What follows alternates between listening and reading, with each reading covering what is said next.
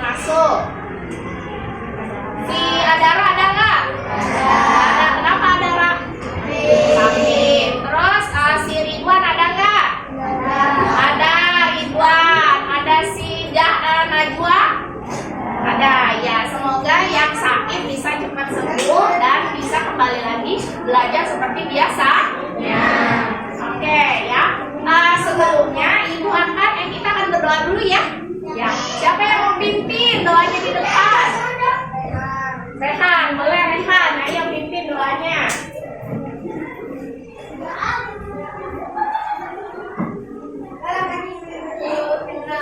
Siap.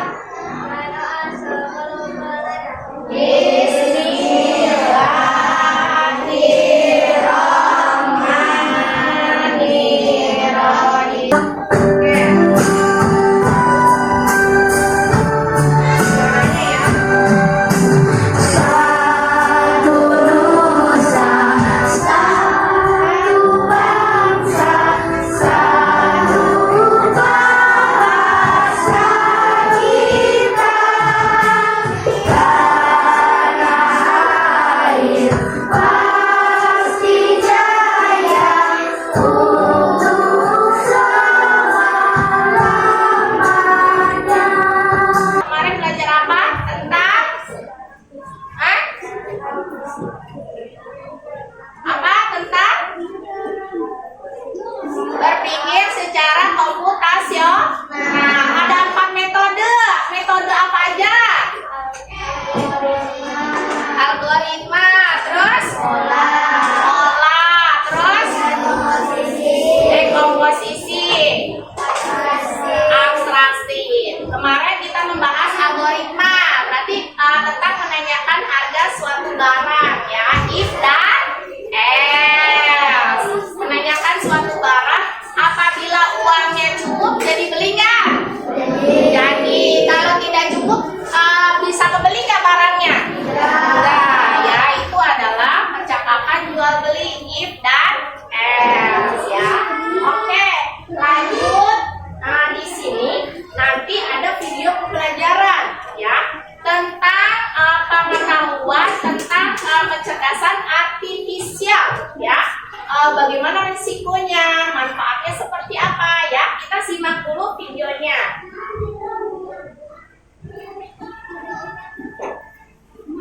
Di tahun 2050, AI mengambil alih dunia. Robot-robot melawan dan menguasai jalanan. Manusia yang selamat dan buruh habis-habisan. Akankah kita bisa bertahan? Oke, jangan takut dulu. Ini cuma AI yang ada di dunia. Nyatanya, mereka nggak bisa memiliki.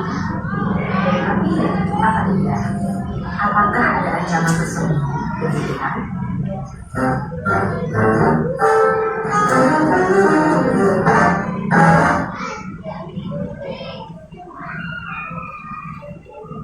Sebelum ke situ, ayo kenalan sama mereka. Simpelnya banget, AI adalah program yang didesain untuk berpikir dan ngambil tindakan kayak manusia. Mereka bahkan bisa belajar sendiri lewat latihan yang dikasih programnya, biar bisa diajak ngobrol, olah informasi, sampai punya kesadaran selevel anak. Dan fitur-fitur keren inilah yang bikin CEO Tesla sampai prediksi kalau AI bisa lebih pintar dari manusia. Yang sebenarnya ini juga bisa jadi tanda bahaya, seperti yang pernah dibilang oleh sang promos period. Tapi, apakah dunia akan segera hancur karena AI? Ternyata tidak juga. Karena bukan membunuh manusia, tapi mereka bakalan jadi pesaing kita di pekerjaan. Dan kalau kita merasa kerjaan kasar yang terancam dan yang industri kreatif itu aman, coba pikir lagi. Karena sekarang udah ada program yang bisa bikin gambar apapun sesuai instruksi dalam hitungan detik. Dia yang bisa bikin lagu tanpa perlu les musik, atau sampai program yang bukan cuma bisa bikin caption yang instan, tapi juga bisa nulis buku dalam 24 jam. Jadi, apakah para desainer, musisi, sampai penulis juga akan segera digusur oleh AI. Ya, AI emang bisa jadi pesaing manusia, tapi bukan berarti kita akan langsung kehilangan pekerjaan gitu aja. Karena ibarat obeng atau kalkulator, AI juga alat yang diciptain untuk membantu kita. Biar pekerjaan kita lebih cepat selesai, tidak makan banyak tenaga, dan hasilnya lebih banyak lagi. Dan walaupun AI sudah berkembang pesat, mereka juga tentunya belum bisa nyaingin kreativitas kita, apalagi rasa simpati dan empati. Bakat-bakat inilah yang harus dilatih sama generasi muda biar bisa jalan beriringan dengan perkembangan teknologi. Dan topik ini juga lah yang jadi satu bahasan penting yang didiskusikan sama para pemimpin dunia di G20 tahun ini. Salah satunya lewat diskusi pemuda negara-negara G20, yaitu White Money, yang fokus ningkatin skill dan literasi pekerja di bidang digital sampai ke bahasannya orang muda yang mikirin cara beradaptasi dari tantangan derasnya laju perkembangan teknologi. Hasil diskusi yang sudah dilakukan berbulan-bulan ini akan diserahkan dalam bentuk rekomendasi yang fokus ke 4 isu prioritas. 2 diantaranya tadi membahas tentang ketenagakerjaan muda dan transformasi digital. Dokumen ini nantinya akan dibawa oleh Pak Presiden Jokowi untuk didiskusikan lebih lanjut dalam Forum G20 di Bali pada November 2022 yang harapannya nanti hasilnya bisa dirasain sama seluruh warga negara lain. Jadi itulah dia AI dan segala cerita, mulai dari tantangan sampai peluang. Selain kita perlu melajari dan menyikapi AI dari kedua sisi, kita juga harus punya sifat satu ini, ya, curiosity. Sebagai generasi muda, harus terus penasaran sama perkembangan teknologi, biar bisa beradaptasi dan ikut ambil bagian. Karena kalau kita cuek dan terlalu terlena sama kecanggihannya, bukannya nggak mungkin di masa depan nanti kita semua bakal jadi pengangguran. Dan seperti biasa, terima kasih.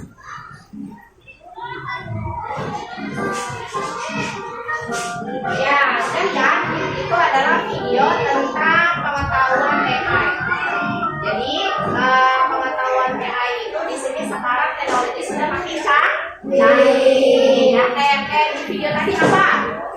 Bikin apa? Bikin lagu. Terus bikin apa lagi? Hah? Bikin apa? Melukis, ya, melukis bisa.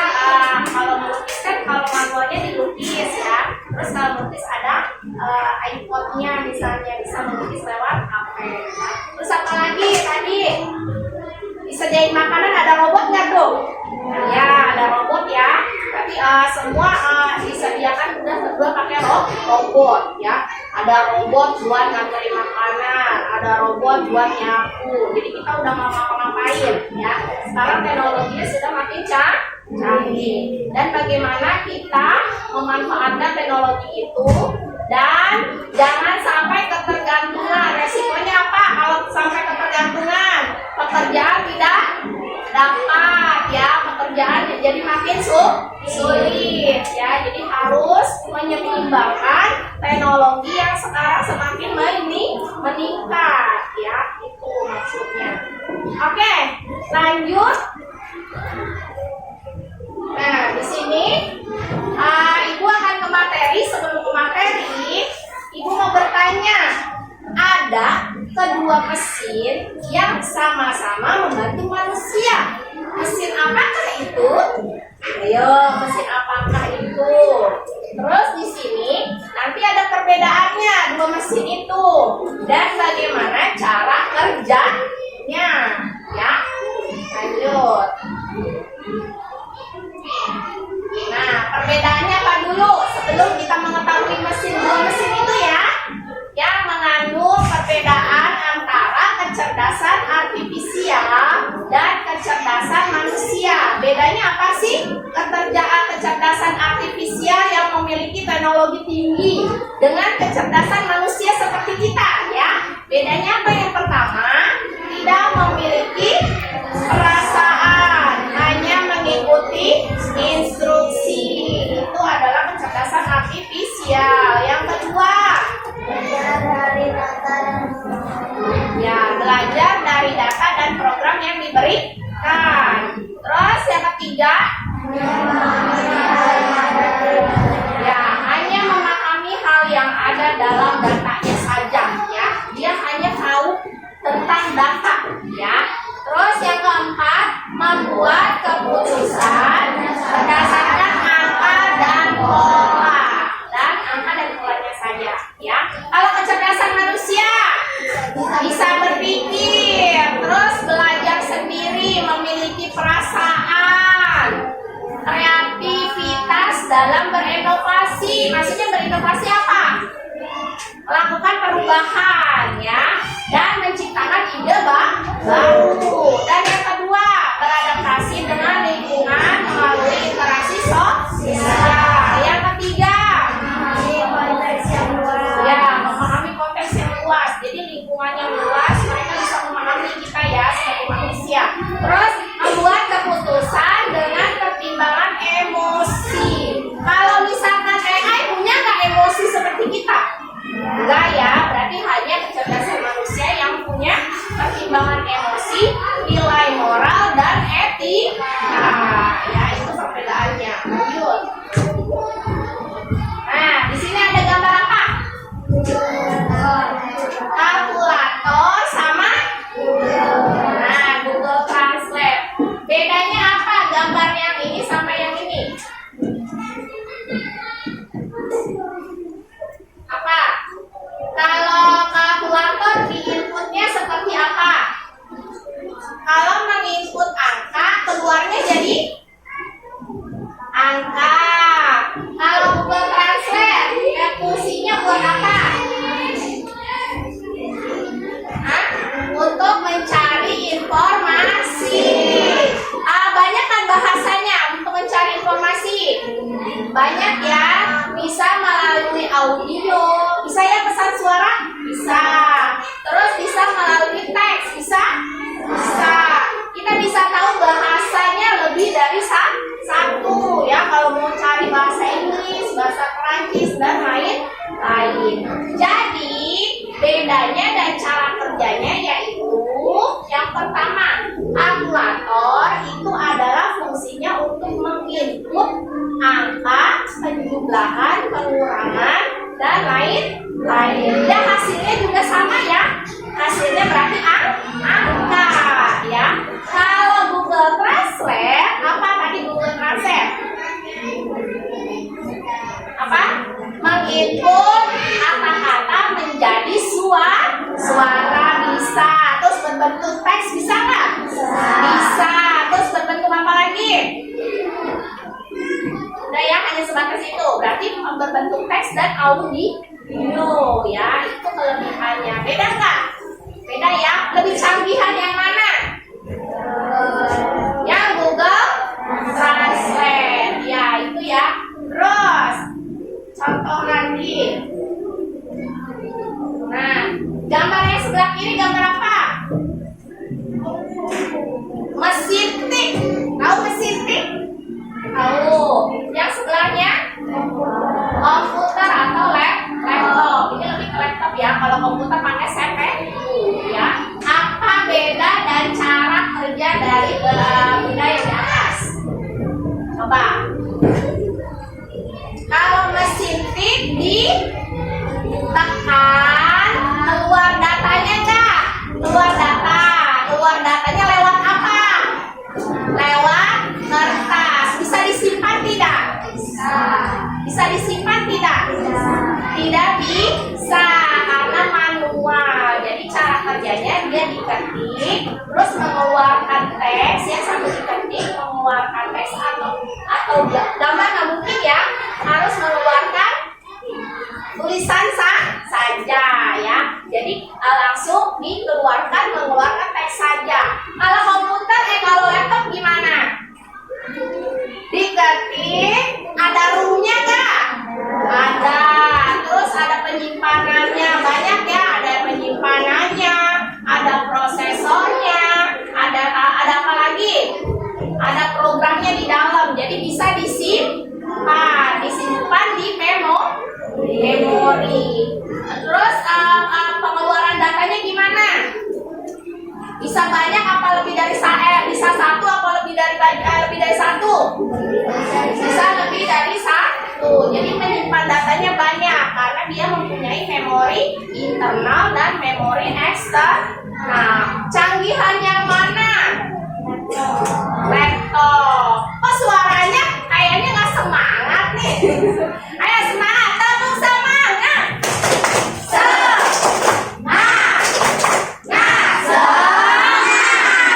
Ya, jadi perbedaannya kalau ini masih manual, kalau yang ini sudah mempunyai teknologi canggih. Ya, dia bisa menginput angka, bisa menginput huruf, bisa menginput gambar.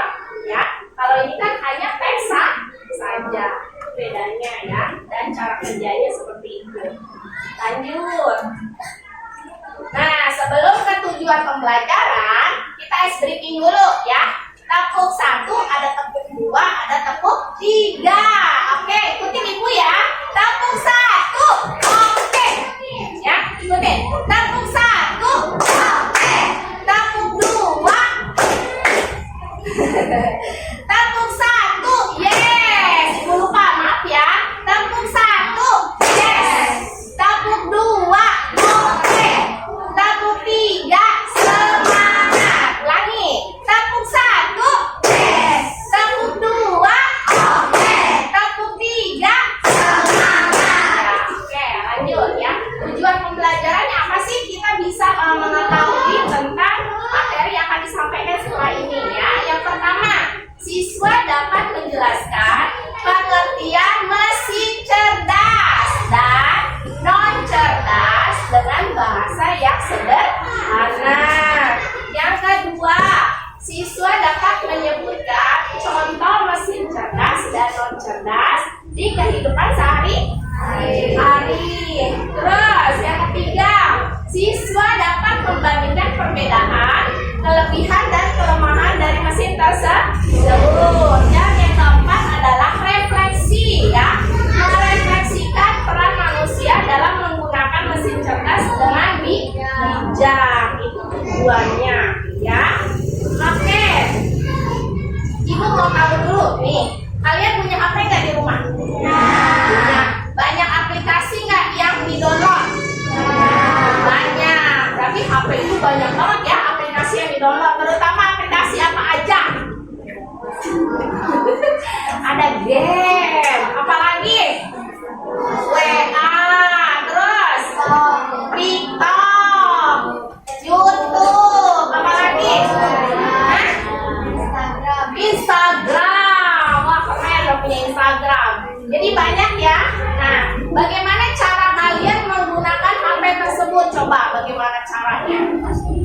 Pertama di scroll, dicari mana aplikasi yang mau dipakai. Misalnya mau buka apa? YouTube? Ya, mau buka YouTube ya. Mau buka YouTube, banyak nggak video di YouTube? Banyak ya. Jadi cari informasi di YouTube itu banyak ya. Semua ada informasi. Dari pelajaran bisa, dari permainan bisa, dari video bisa ya. Semua ada di YouTube. Kalian suka sering pakai YouTube? Mencari apa aja kalau di YouTube? Drakor. Drakor ada nggak di YouTube? Film-film serial ya, biasanya juga ada. Oke. Jadi kalian bisa memakai aplikasi yang ada di HP ya. Bebas nggak pakai HP-nya? Bebas. Ada yang bebas, ada yang ditentu. Nah, jangan terlalu banyak main HP ya. Jadi ditentukan jamnya jam berapa aja. Minimal 2 jam main HP ya. Oke, setelah ini ibu akan menjelaskan materi yang akan Nah, ini materinya ya. Jadi kita akan membahas tentang mesin cerdas sama mesin non cerdas ya. Apa sih mesin cerdas? Mesin cerdas itu adalah mesin yang bisa berpikir ya, bisa bisa berpikir, belajar seperti manusia, ya, seperti kemampuan manusia. Contohnya apa? Ada Google Map, Google Translate, terus robot penyapu, ya, Google Foto, terus Google apa lagi? Banyak ya, Google, ya, Google Drive buat data, menyimpan data, ya.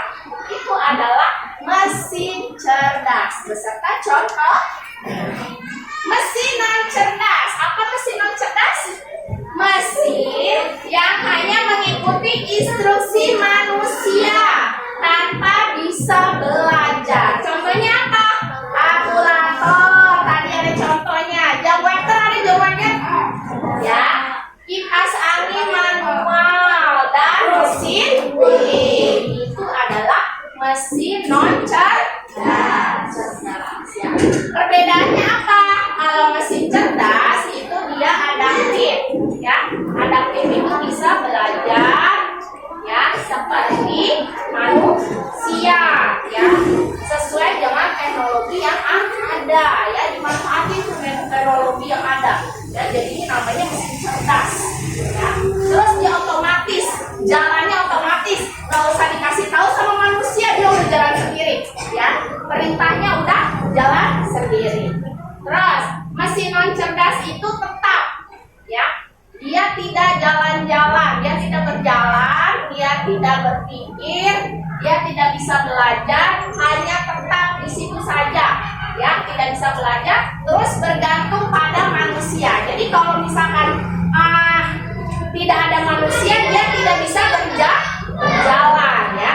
Makanya dia harus menunggu instruksi manusia, baru dia bisa berjalan. Itu namanya mesin non cerdas. Manfaat tantangannya apa? Manfaatnya, kalau mesin cerdas itu membantu pekerjaan lebih cepat dan mudah, ya. Dia lebih cepat dan mudah, lebih efisien, ya. Tantangannya apa? Kalau misalkan kita menggunakan mesin cerdas, harus hati-hati dan tidak terlalu bergantung pada mesin cerdas. Kenapa kita tidak boleh bergantung pada mesin cerdas? Mengakibatkan jadi males, ya. Terus apa lagi? Tidak dapat pekerjaan, ya. Tetap manusia adalah otaknya. Manusia adalah yang apa? Menginstruksikan semua yang ada di kegiatan kita sehari-hari, ya. Kita mau apa? Ayo kerja, kita mau apa? Langsung kerjakan, ya. Kalau ada mesin cerdas, jadi kita diem aja, ya. Yang kerja siapa? Mesin cerdasnya, ya. Gitu. Oke. Terus lanjut ke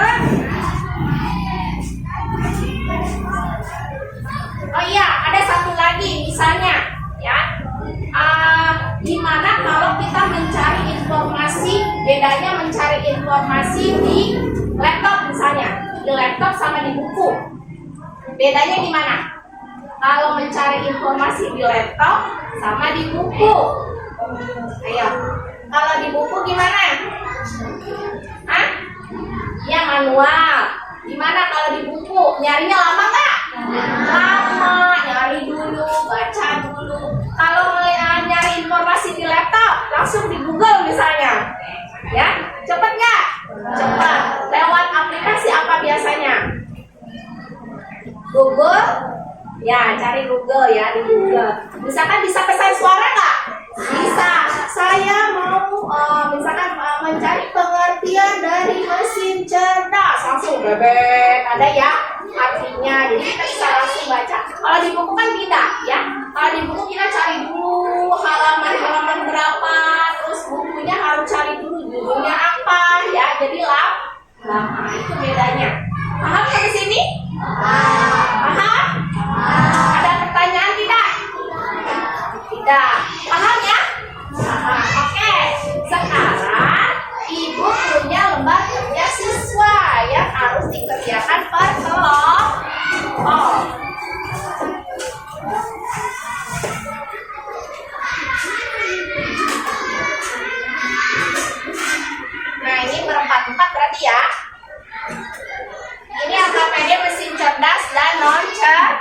cerdas. Nanti kalian pisahkan yang mana gambar mesin cerdas, yang mana gambar kurang nggak?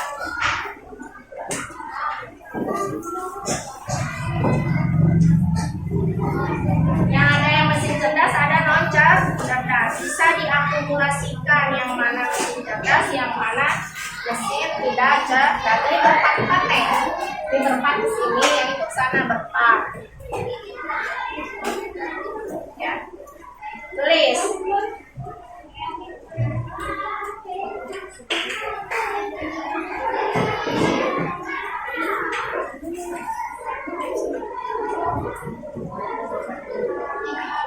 Ayo, kelompok berkelompok. Yang mana mesin cerdas, yang mana mesin non cerdas.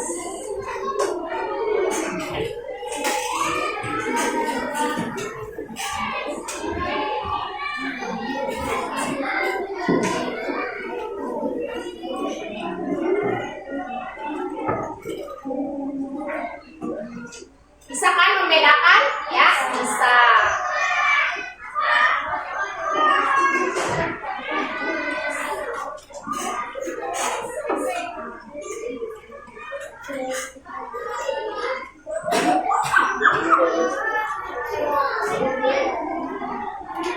Boleh gantian.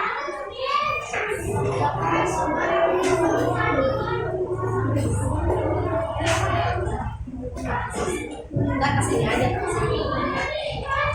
Sini aja.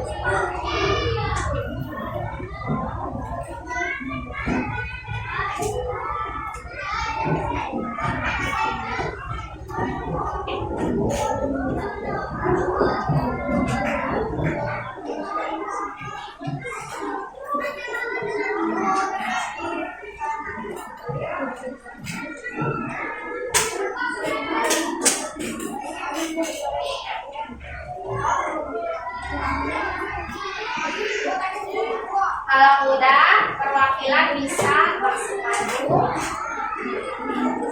Berdua aja nggak apa-apa, berdua. Maju.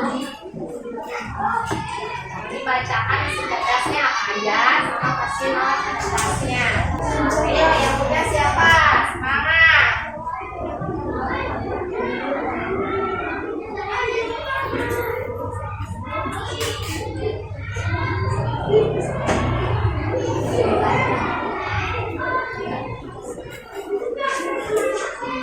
Ada kesulitan tidak?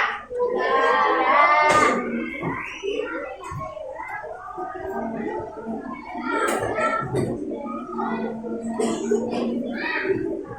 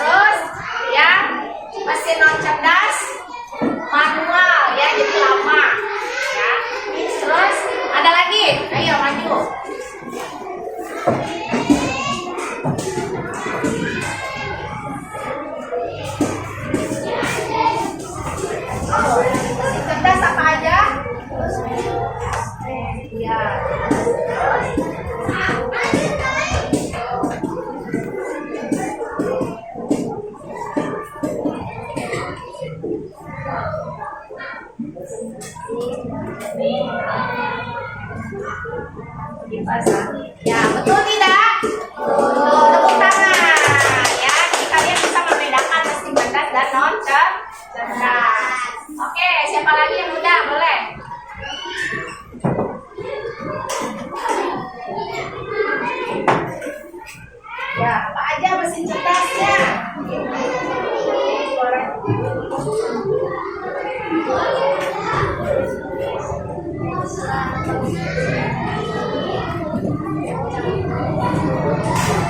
Cerdasnya?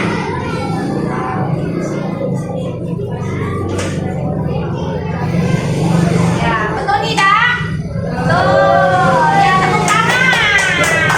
Ya, udah ya. Berarti kalian sudah tahu ya. Sekarang ibu punya. Ya, ibu akan menanyakan bagaimana perasaan kalian setelah mempelajari pelajaran tentang mesin cerdas dan non cerdas. Bagaimana perasaannya? Ada yang senang, terus ada yang senang, terus bahagia ya. Nah, ibu ada lembar refleksi yang harus diisi ya.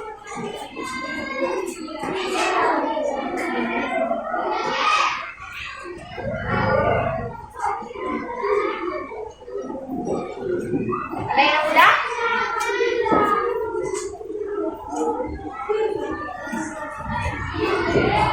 Ya, yang udah boleh maju.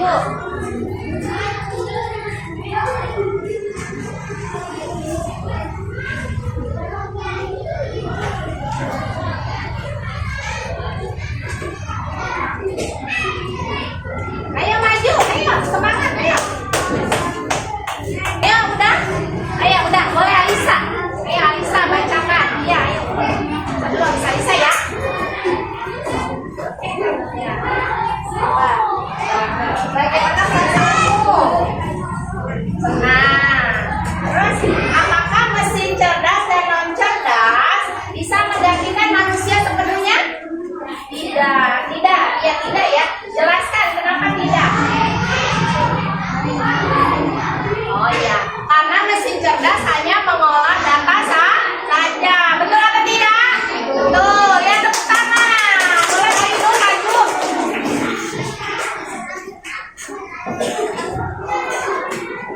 Bagaimana perasaan Ainul? Senang. Terus apa yang kedua? Bagaimana apakah mesin cerdas dan non cerdas bisa menggantikan manusia sepenuhnya? Tidak. Kenapa tidak?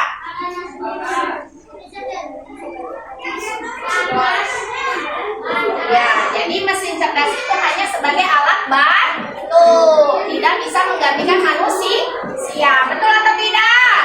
Betul. Tepuk tangan buat Ainul. Ada lagi? Ayo, ada lagi? Boleh. Ayo. Lompat.